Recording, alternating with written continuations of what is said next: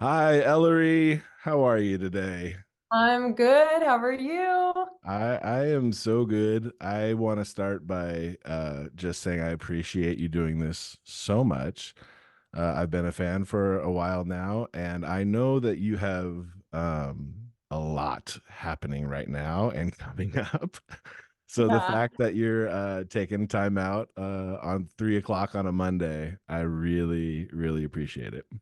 I really appreciate you having me. Thank you for reaching out to me. And I love having these types of conversations. So the pleasure is all mine for real. Awesome.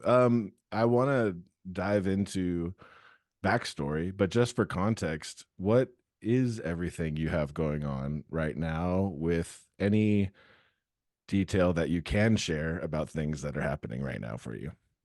Yeah. Well, my new song, Moss, which is the first song I've released since September, um, is out in the world on all streaming platforms. Finally, I wrote it last year and I performed it for the first time at Joe's Pub in June, which was my last show doing all Sondheim stuff. And I Yeah. ended that show with my original song that I think like kind of encapsulated where I was kind of moving into at that time. And I sat on it for a long time.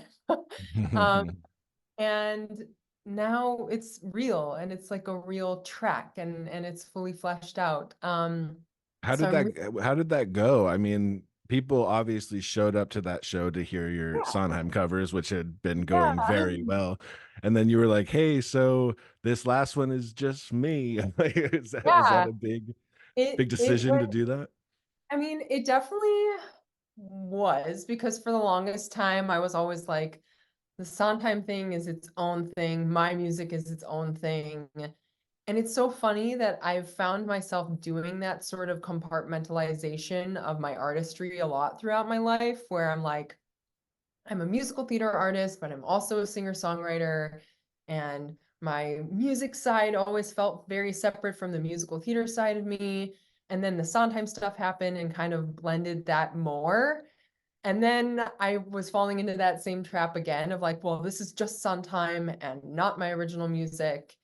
And I was like, okay, well, if this is my last fully Sondheim show and I'm ending that chapter so that I can move into doing more original music, Mhm. why wouldn't I include an original song as like the heating the new stuff in sort of thing? Yeah. And I mean, it was definitely a choice because, and it continues to be a choice in terms of like, I don't know how certain people who have followed me just for Sondheim are going to respond to my own work because Mm.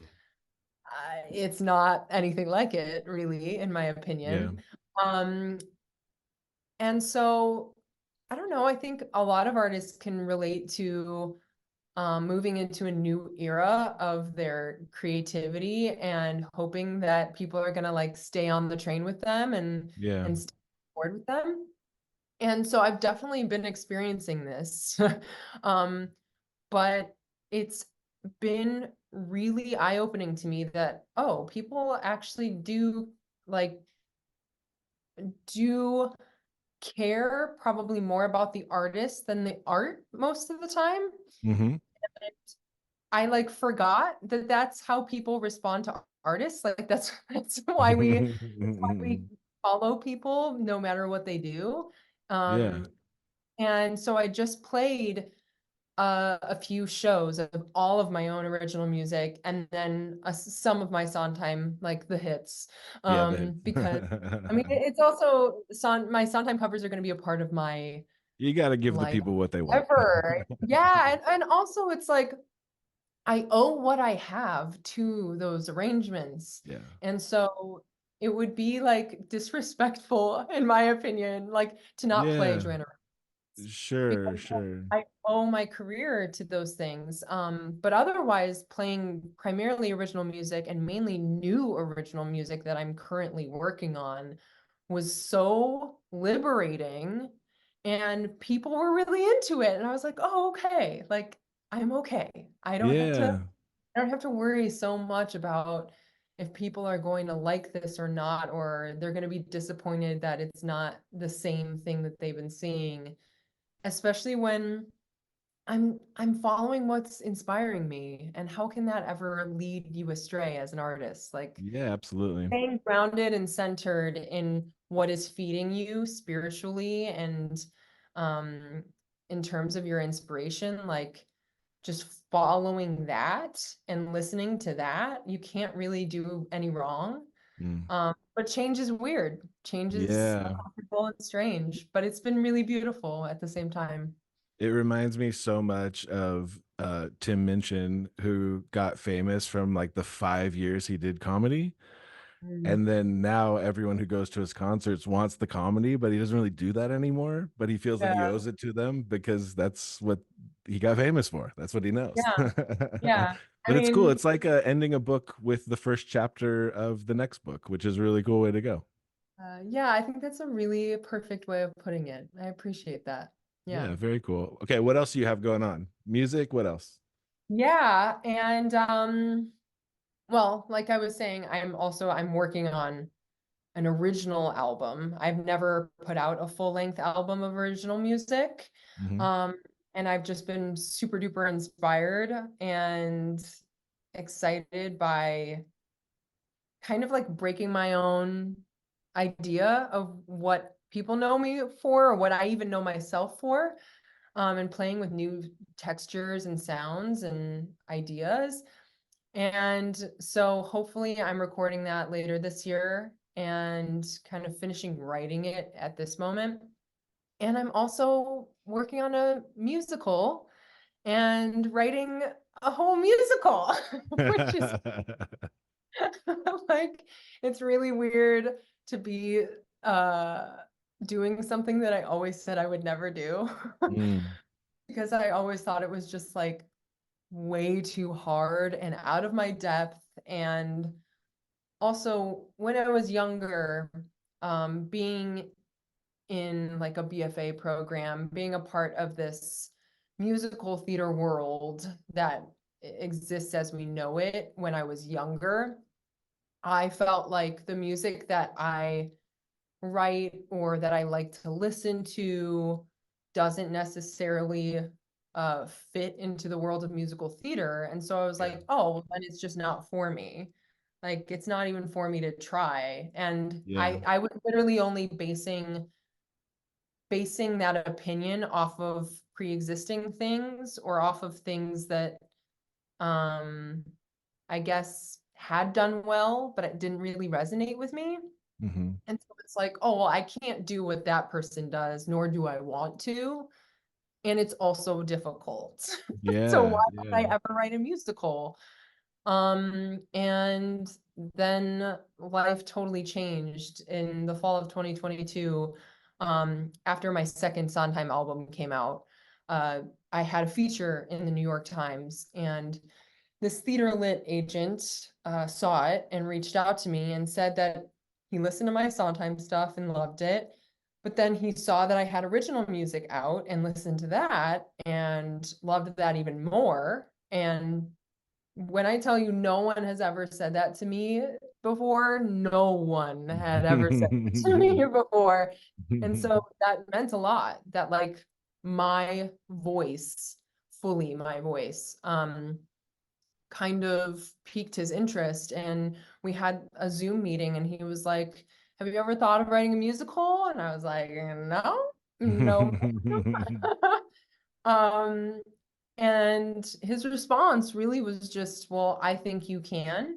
I think you would be really good at it, and I can help you do it. Yeah. And that response changed the view of my whole life and changed the view of what I was capable of, what I saw myself doing, and even what I thought I was inspired by. And I had people ask that question to me before. It's like, have you ever thought of writing a musical? And I would say no.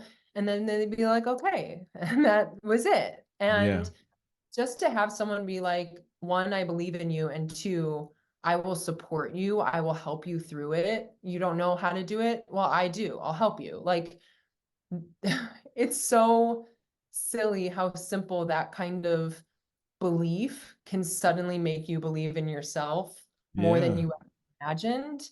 Yeah. And yeah, I just started walking through the world with a new lens and being like, this could be a musical, that could be a musical. What would this sound like? What would that sound like? And then it wasn't until last September my agent called me with this woman brought him an idea and she was like, you're the only person I can think of bringing this to. I don't know what to do with this. Can you Mm. help me kind of figure out if this has a life or something? And um, he apparently only thought of me when he heard about this idea. And so he called me, and I immediately heard the music in my mind, like the world of the Mm. music in my mind. I knew what the textures would be like. I knew what the sonic landscape would look like. And then I met this woman and we totally fell in love over lunch and bonded and vibed and literally right when I got home that day, I started writing the opening number. And the next day I sent my demo to my agent and he was like, all right, we got a musical. Here we And I go. was like, yeah, and then I'm assuming there's not like a lot of questions I can ask in this direction. not a ton. Yeah. But I To be mean, continued. yeah, but I mean, I can say that like the world I'm working in is I really want to blend or really organic sounds like acoustic guitar and strings and piano and harp and things like that Mhm. with electric sounds. Synthesizer and synth bass and beats and those sorts of like a lot of arpeggiated synths and like celestial sounding synths to kind of create this juxtaposition of the natural world and a very forward thinking world. Mm. And I'm just a real firm believer in utilizing the music as a means to flesh out the world of the show that you're in Sure. and not just be background music, I guess. um, I want the score of the show to have a really strong identity of the story it's telling and why and how it's telling it. And I'm also writing it for myself because girl, no one else is doing it for me. So um Yeah, it feels good to write a musical theater role for my own voice in the hopes that when I'm not playing this role, other people with similar voices or just unique voices in general can feel like they have a place in a musical theater score. And I'm writing this musical in the hopes that there's no um like blueprint per se for how these songs and roles should be sung, mm, but rather like tailoring them to whoever ends up playing the roles yeah, and let it be interpretive in that right, way. right. Because I feel like there's just always been this trend of like, oh, well, the person who originated this role did it this way. So now we have to just carbon copy that forever. Yeah, And I'm more interested in like, what are different choices, voices, textures, and sounds, and all of those things that new people bring to that to do it their way. totally. Um, and Yeah, I want though to, that just opens the door for so much more. I mean, like we all know, like if Alex Brightman's on Broadway, we know like the three guys that are going to replace him afterwards. yeah, You know yeah, what I mean? When yeah. Lynn does something, we know the two next guys who are going to do it. And so that style will open the door for so many more people, I think. I sure hope so because there I know I my experience has definitely been limiting in terms of like I sing a certain way and I interpret something a certain way and then I'm asked to do it a different way that doesn't necessarily feel the most natural to me. Hmm. And I'm sure I'm not the only one who feels that way. And I'm also sure that I'm not even the most crazy different thing out there. Like I'm Sure. sure people with voices way more like extreme than mine in the musical theater realm, Yeah. who've had much more extreme limitations than me. So it's like, if I feel this way, how do other people feel, you know? And I want the show that I create to extend beyond just being like a good piece of art, but also impact the industry and the climate of musical theater and, diversity, equity, and inclusion in many different ways. Sure, sure. So take me back. I know you've been studying music and music theater for a long time, like back to high school. I would, you Even know, before even I did before. my first, well, I started piano and violin at the age of 5. And that's Hmm. actually when I started writing music because I didn't want to learn what was given to me, so I just made shit up. Yeah. Um, and then I started voice lessons and doing shows and acting classes and all of that when I was 8. So, yeah. Long time. When did you Yeah. first start to feel like your style didn't fit what was happening? You know, I think I felt it a little bit in high school because I just remember like there would be certain trendy things, trendy videos or whatever people would watch of musical theater people singing the shit out of stuff. Um, and me like going home and like trying to do it myself and it not happening. And I was like, oh, okay, my voice doesn't work that way. And I've always had a break in my voice, and I've always used that break in my voice without totally knowing it. But at that point, I still was so in the kind of bubble of musical theater and also like being classically trained as well. So like not really branching out fully beyond those worlds until I was really in college. And then I was like, oh, for sure, I cannot do the things that other people are doing. Mm, And also, I don't want to. Whereas I think mm. when I was in high school, I was like, oh, well, that's what it is. So I want to do what it is. I want to Sure, be yeah. what it is. And in college, I was like, actually, like this kind of feels shitty. Like this doesn't feel Mm, so good. Not just like physically, but mainly internally. Um, and I also was in songwriting at the Boston Conservatory. They have these emphases that you can kind of like, obviously you're a musical theater major, but you can emphasize in different studies. So I did acting and songwriting. Other people do directing or dance or whatever. And I did songwriting my junior and senior years. And that allowed for me to continue to have this space where I was honing my own original music and mhm. thus my own original voice. Like, yeah, looking back at videos when I was in college, me singing a musical theater song in a recital was like one voice that like was Mm, totally me. And yeah. then looking back on the videos from my like songwriting recitals, totally different because I wasn't Mm, trying to manipulate. right. And it still wasn't totally honed. It wasn't fully identified, but I at least knew that if I allowed my yodel to come out, people weren't going to like yell at me. Sure. But yeah, I really think my songwriting is what allowed that part of myself to open up more, and become a little bit more visible to me.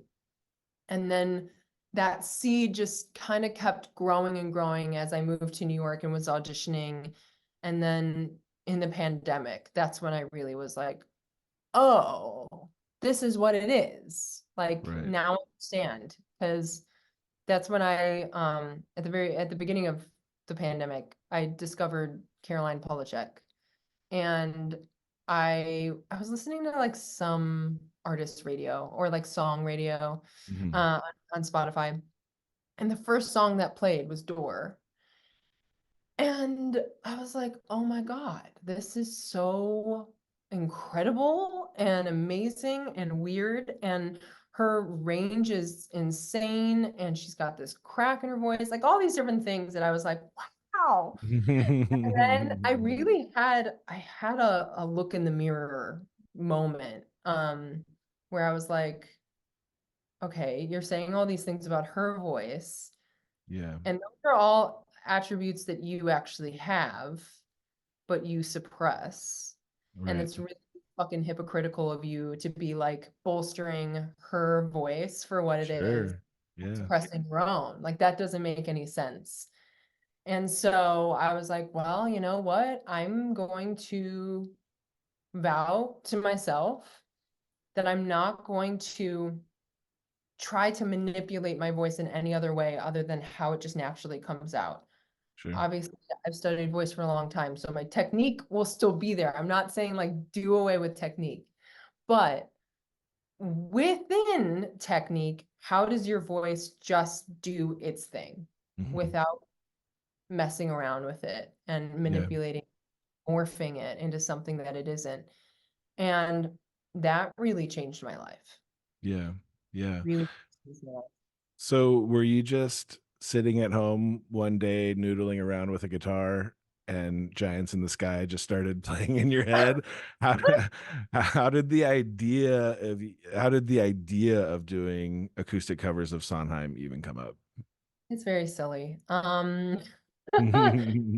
So I started teaching myself guitar at the end of 2016, or like summer of 2016. And yeah, my friend was selling her really cheap Jasmine guitar. I was like, well, you know what? I feel kind of stuck with piano. I feel like I've hit a plateau with my songwriting and like what that is. So, well, what the hell? I'll buy this guitar for $40 Yeah.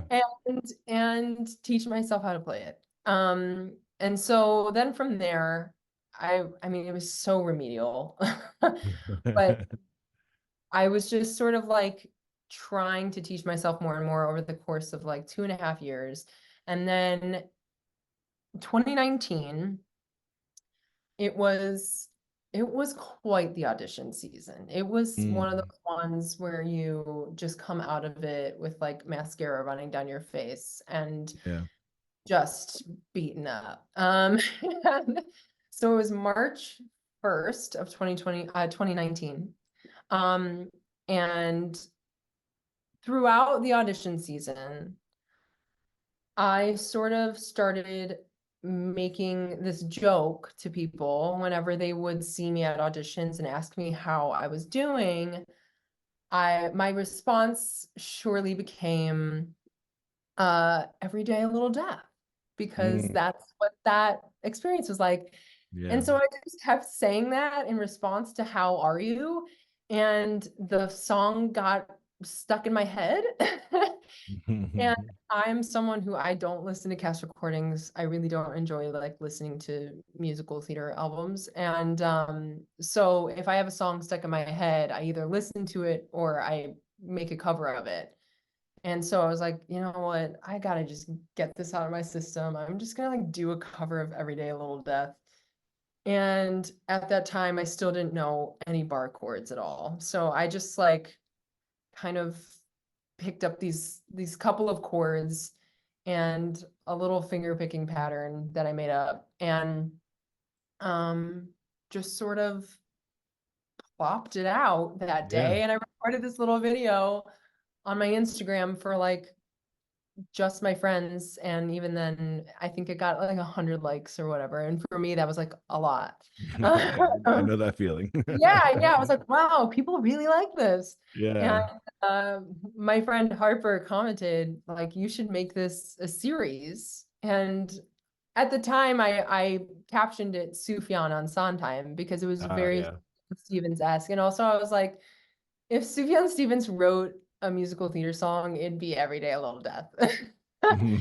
Um, and so my friend was like, do more of these. And so the next day I was like, all right, what are other Sondheim songs that I really, really love? And the Act Two Joanna is one of my favorites. And so yet again, I was like, what are like three chords that I know?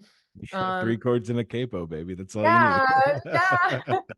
And March 2nd, I just spent my afternoon making that little video of that arrangement. And yeah, nothing really happened with these things. Like I just Yeah. was making fun and like my friends liked them. So okay.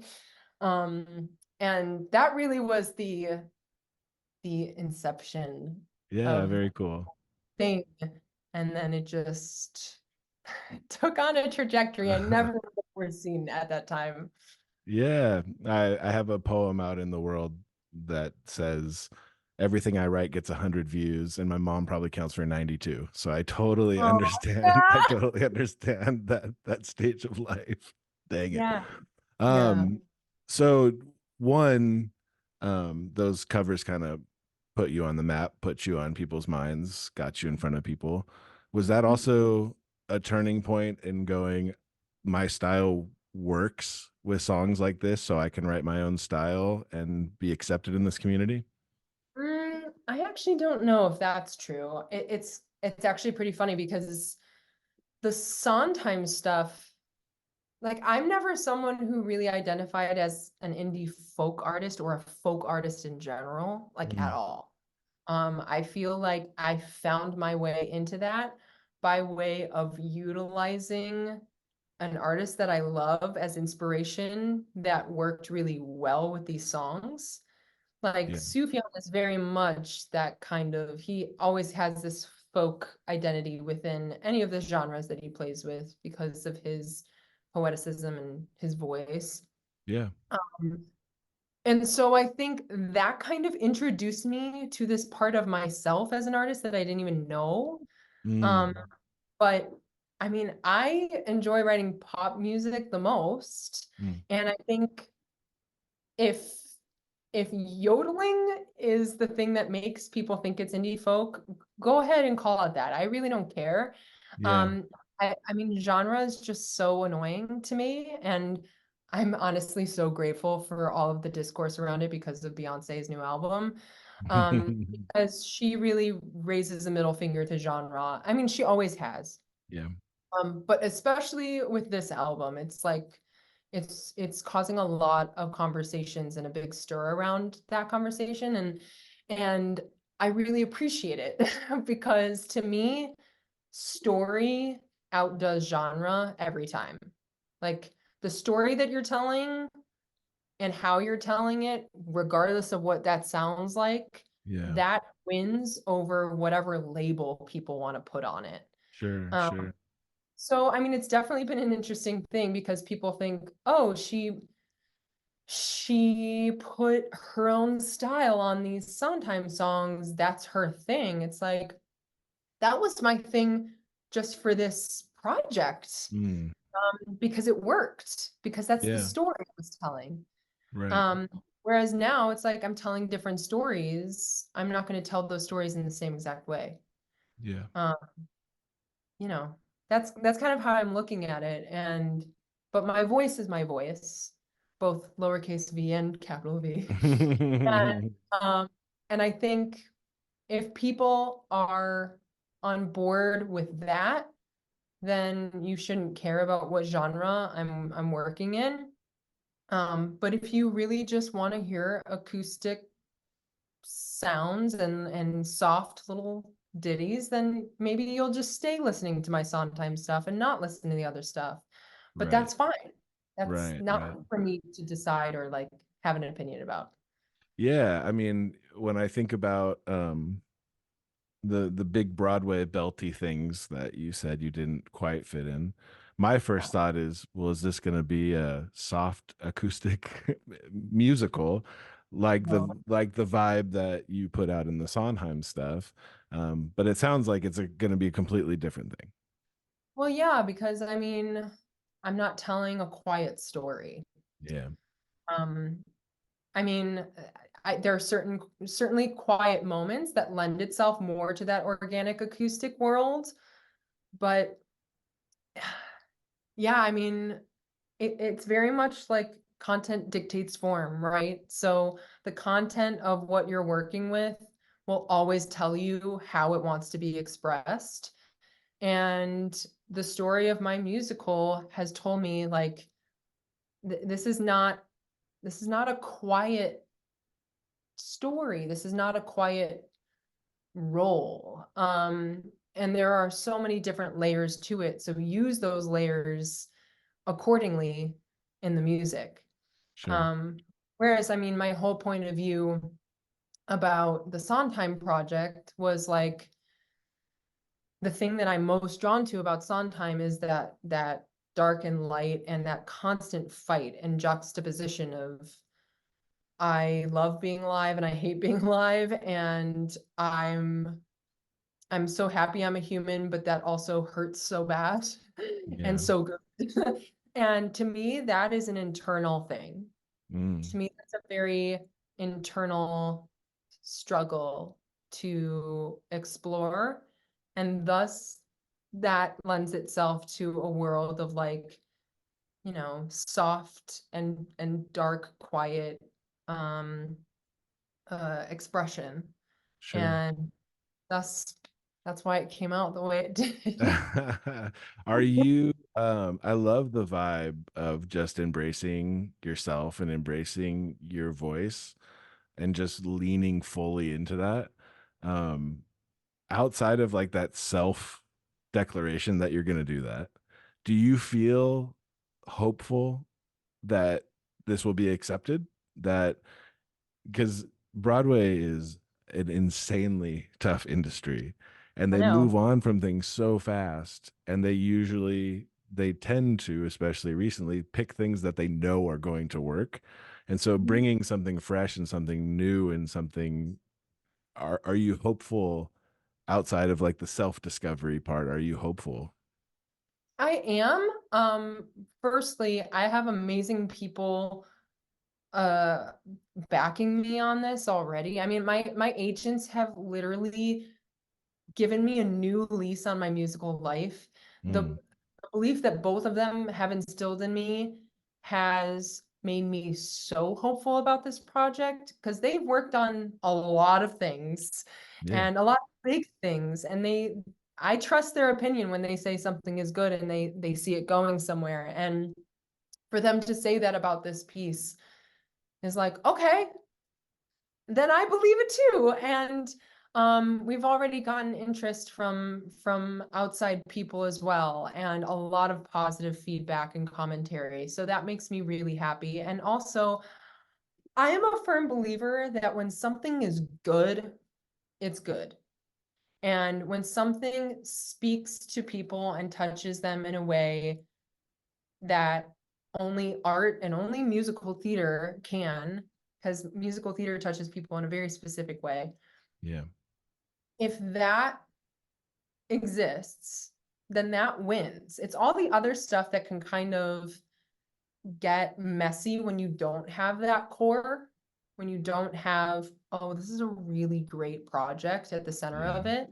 Yeah. Um, because then it's very much outside in versus inside out. Mhm. And so I feel really hopeful. And I also feel like I've just been gaining more and more momentum, not just as a musician and a songwriter, but also as an actor and someone who has a place in this industry. As I believe all of us can have a place. It's just a matter Mhm. of like carving it out for yourself and making people look at it. Yeah. Um, but yeah, since this is airing on Monday, I can Yeah. say that I'm going to be Jordan Baker in Gatsby at ART. And Nice. I'm so happy to be a part of something that is aligned with my creative beliefs and my creative point of view as an artist. Because it doesn't happen every day where like as an actor you also feel like you're a part of something that fully aligns with the type of work you want to do. Right. Um, and so it feels like the music side of my life is coming together in a way where it's like solidifying and calcifying. It Yeah. feels like it's joining in with the thing that I've always wanted to do, which is musical theater. But I want to do it under my own conditions of Yeah. having artistic integrity, um, uh, playing roles that I feel connected to, saying something that I think is really worth saying and saying it clearly with a specific point of view, and being trusted as an actor, being trusted as a performer, in that way. So it feels like the circles of the Venn diagram of my life are kind of conjoining Yeah. the very first time. Oh, that's Um, so fun. yeah, in the most palpable way. It's really Yeah. crazy. Well, it's funny because I didn't know if I could ask what Mhm. role you were taking on. So that's very fun that this podcast is coming out to where you could just say it. Um, and it goes back to what you said at the beginning that people care about the artist. Like I was like genuinely felt happy for you. I was like, Aw, yes, that's wonderful. And what a thanks great so project and much. what a great role. That's so I'm great. yeah, it's And this it's is really the Greater Gatsby. This is oh. with the with two projects. This will be the Greater Oh my God. Gatsby. There's so much wild wild talk about the dueling Gatsbys, but I don't Yeah, even, to me it's what's beautiful about these moments, just as it was with the Wild Party. I feel like it's a really wonderful example of showing how the same source material can never be done twice if it's in the hands of different people. oh, 1000%. Yeah, Yeah, and I just think that's a really, um, I think, remarkable thing for the world to see, from a creative perspective of like, I don't know, I think about the people who are like, oh, well, that person sang the same audition song in front of me and now I have to sing it, and like they're doing the same. It's like, no, mm, when the material is given to different hands, those hands are going to craft it so differently yeah, because of your own point of view. And I just think the whole the whole amazing thing about these two Gatsbys is watching how different people tell the same story, or rather use the same source material to tell different stories. I think sure, that's a better. sure. Well, I think that is a beautiful transition in this podcast to start talking about God, no God, spirituality, how we're experiencing life, which is really I started this podcast because I just wanted to get to know behind the scenes what people are up to and doing, and that really interests me. And then also my own journey with all that stuff has been crazy and wild and changes. And I think we're all experiencing the same source material of life and interpreting it differently and telling different stories. Yeah, So that's a what beautiful way to do that. Mm. yeah, what has all of that meant to you during your life? Oh, wow. So many things. But I think, to start, it's meant that, I mean, I think my biggest takeaways, especially amidst a lot of tumult in the transitional phase of my life over these past few months, is that, one, you are your own engine first and foremost. You can be in the most beautiful car, but if you don't have an engine of your own creation, you're not going anywhere. Mm, Um, and I, I am I'm a huge advocate for just continually and delusionally believing in yourself, even when everything has gone to shit, even when you're not getting any validation, even when people are telling you no, because the second you stop moving, you inherently like prohibit anything from happening to you. mm, You prohibit anything in life coming your way because you're not going towards it yourself. And it's really hard sometimes, but I would rather keep moving even when I'm in pain than be still. I Mm. would so much rather be crawling at a snail's pace than be stagnant, because it's being stagnant that's death. Yeah. That's death beyond anything else. And it robs you of experiences that can lead you to greatness and can change your life and your worldview. And I feel like I've learned so much more in the past 6 months going through this period of like, what am I doing? What am I making? What? Yeah, and like, I mean, it's really true that the second you're fearful of doing something, then that's when you know you should do it. And Yeah. you're uncomfortable, that's how you know you're growing. And it fucking sucks in the middle of it. And it's like, it feels like you want to crawl out of your skin, but man, oh man, it ends up being worth it. Even if you don't know when or how, it does. It really, Yeah. really does. And I feel like I've never been this happy in my life before. Like, Mm. genuinely, I've never felt like these things that I've been manifesting and putting so much energy into are finally kind of returning to me. Not even, it's not like I landed some like huge movie role or like whatever, but it's like just starting to see the light crack over the horizon line. Like, that's Yeah. all I needed to feel hopeful, to feel like what I'm doing is actually making an impact, not just on my own life, but to other people. And it's it's a really amazing thing when you just trudge through it and then finally see that little bit of, okay, you're making it through to the other side. Yeah. Is that an inward thing or an outward thing? Like how where is the approval coming from, I guess, or is it both? And what I mean Mm. is you've kind of um and I think the song that's out that everyone should go download right now is very much about finding your own voice and being secure in who you are and discovering that and standing on that. If Gatsby wasn't happening, if writing the musical wasn't happening, would that be enough joy in discovering that? Um, yes, because when I wrote that song, I didn't have any of it. Mm.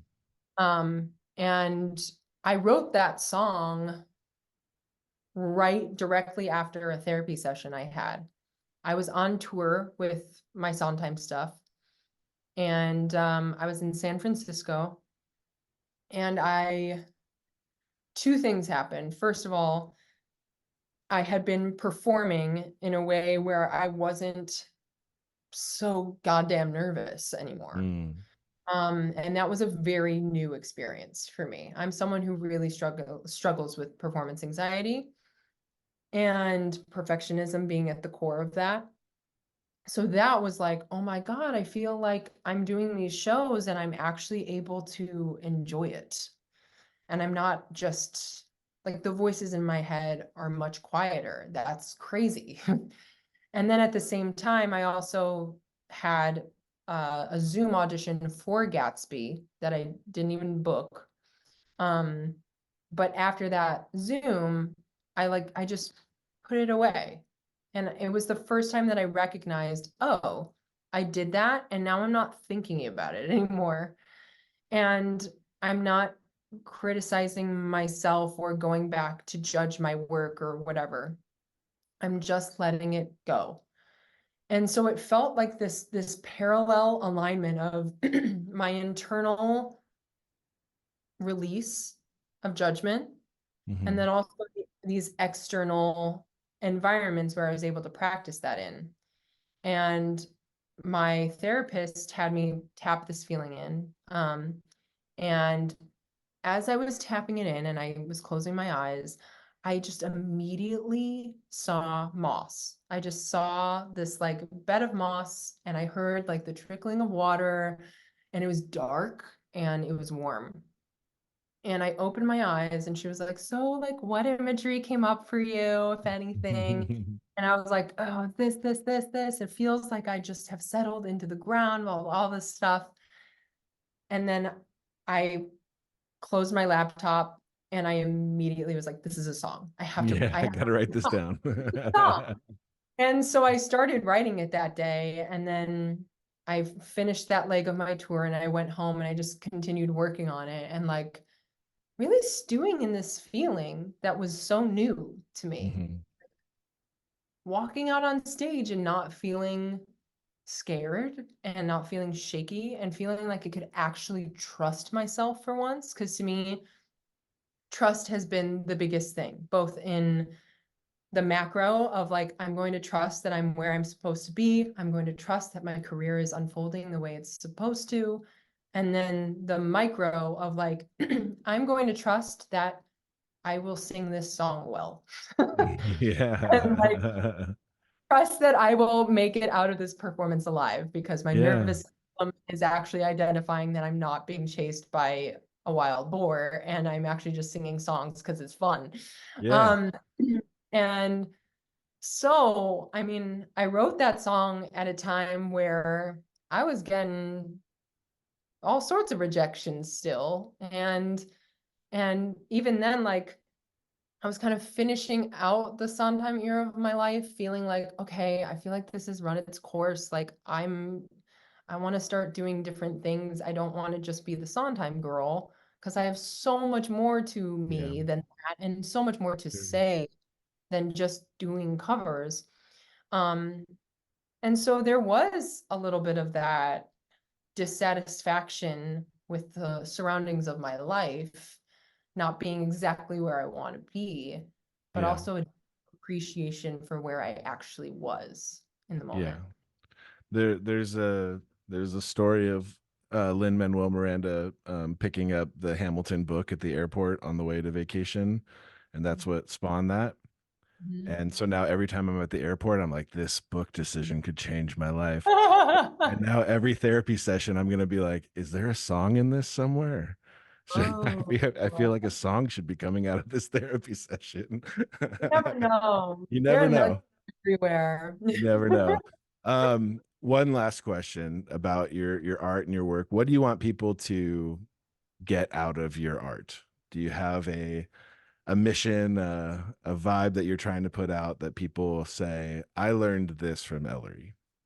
Yeah, I really, really hope that I can empower people's you-ness. By being the most me, I hope to empower you to be the most you. Mm, And I think that stands just not in my work, but who I am as a person. I just really want to look out at the world and see people standing in their confidence because I think that is the most beautiful thing in the world to witness. And I think that's also what brings harmony to society is mhm. people standing in their confidence and acting with confidence and love for themselves. And a lot of what I explore in my music is this internal life. And Moss is definitely an exploration of that internal life. And I hope that people can feel that exploration and that discovery, not just through any of my lyrics, but through the sonic world of the Yeah. music that I put out into the world. And I hope that my voice allows other people to just sing with their own voice as Yeah. well. Yeah. Beautiful. How can people follow what you're doing? I'm Socials, all all that over. stuff. Yeah, You're all over the I'm all place. over the interwebs. Yeah, you can find me on Instagram and TikTok at Eleri Ward. It's just my name. And you can also go to my website, eleryward.com, where I have literally everything there in one place. Yeah. Um, yeah. I want to encourage you that I am super encouraged by your social content. Like there's a vulnerability there. I'm also someone who's trying to write a big musical. It's hard, it's vulnerable, it's daunting, and you're a great follow. You're way better at social media than I am. And for anyone that just needs like encouragement, you're a great follow. Oh, I'm so glad. I mean, that's all I ever want. I want to make content that makes people happy Yeah, and yeah, makes them like believe in life yeah. and themselves. So I'm happy that it makes you feel that way. That means I'm doing my job. Awesome. Ellery, thank you so much for doing this. Thank you for having me. What a joy.